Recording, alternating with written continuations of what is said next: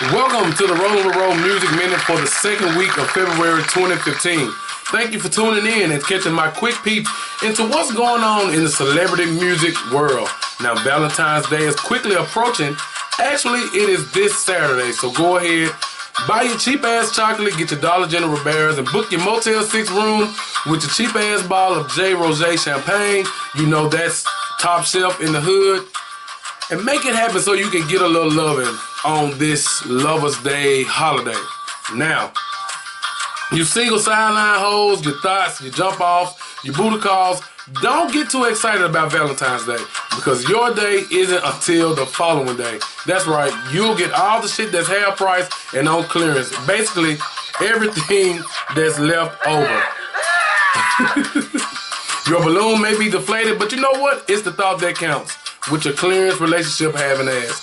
Anyway, let's jump into this week's happenings and see what's going on in the music world. I would like to first start off by taking a moment to reflect and remember the voice of all voices, the great and legendary, iconic singer Whitney Houston.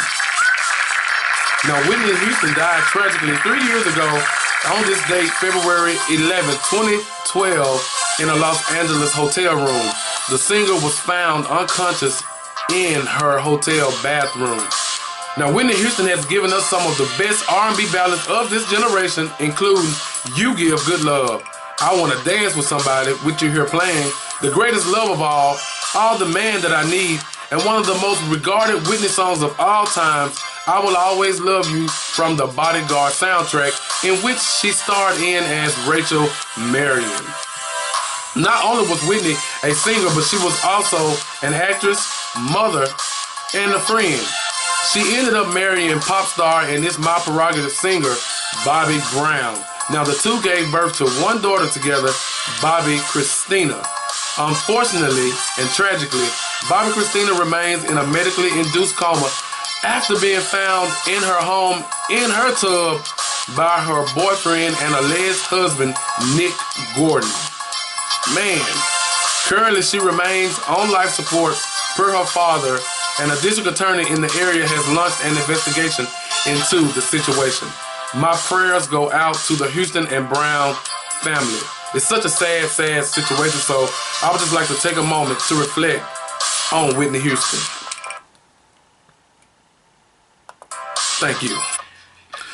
Moving right along, twisted fantasy rapper Kanye West almost found himself in a familiar position after he jumped onto the stage during Beck's acceptance speech for Album of the Year during the 57th Annual Grammy Awards. Now, Beck shockingly beat out trending favorite Beyonce for the coveted award, and everyone thought that Kanye was about to interrupt his speech and make an announcement. If you can recall, back in 2009 at the MTV VMA Awards, Kanye abruptly interrupted Taylor Swift during her acceptance speech for Best Female Video and blurted out that Beyonce had the best video of all times. Now, while Kanye somehow stopped himself short of actually making any announcement during Beck's speech, leaving Jay, Beyonce, and everyone else in the crowd on the edge of glory, he did manage to tell E! News reporters that Beck needs to respect artistry, and give his award to Beyonce. Now, one thing I can say that is for sure, Kanye is probably a member of the Beehive because he definitely goes in for Beyonce. Speaking of Beyonce, who won 3 Grammys during the ceremony, bringing her total number of wins to 20, by the way, which is the most by any black female artist, surpassing the likes of Aretha Franklin, who once held the title, shelving 17 awards herself, caused a big stir among the people after her performance of Precious Lord as a part of the Selma movie presentation with John Legend and Common, who performed their Oscar-winning song, All Me. Many people were upset because Ledisi, who performed the song in the film as she played Mahalia Jackson, was likely snubbed by the Grammy committee. Now, here's my take on it from what I have read and understand. The Grammys were not going to include Precious Lord during the show, period. They were only going to include John Legend and Common's All Me. It's being rumored that Beyonce asked John Legend and the committee could she sing an introduction song for the two of them, in which she was going to perform Precious Lord, which she did. Now, come on, you all. Being that Beyonce equals ratings and money, they seemingly agreed. I mean, wouldn't you? Now, while her performance was not as gospelly and taking me to church as most people wanted, or I'm sure that as Ledisi could have given, Beyonce definitely delivered what the Grammys were looking for. Now, hate it or love it, you watch the Grammys until the end. They put Beyonce at the end. They used the superstar star power to get their ratings up and keep everyone watching the show.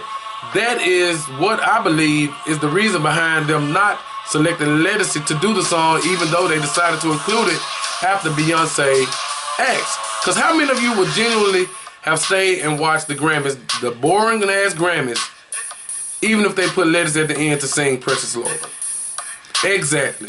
Cricket. So let's just be real. It's all about money. Now, well, that about wraps it up for the Rolling with Ro Music Minute for this second week of February. I hope you all enjoy your Valentine's Day. Don't forget to like my page on Facebook. That's at Rolling with Ro. And if you're on Twitter and Instagram, I'm also on there as well at Rolling with Ro. I made it real simple. I kept everything Rolling with Ro. So just be on the lookout. Visit my website. That's also rollingwithro.com. And I thank you for checking me out. Peace.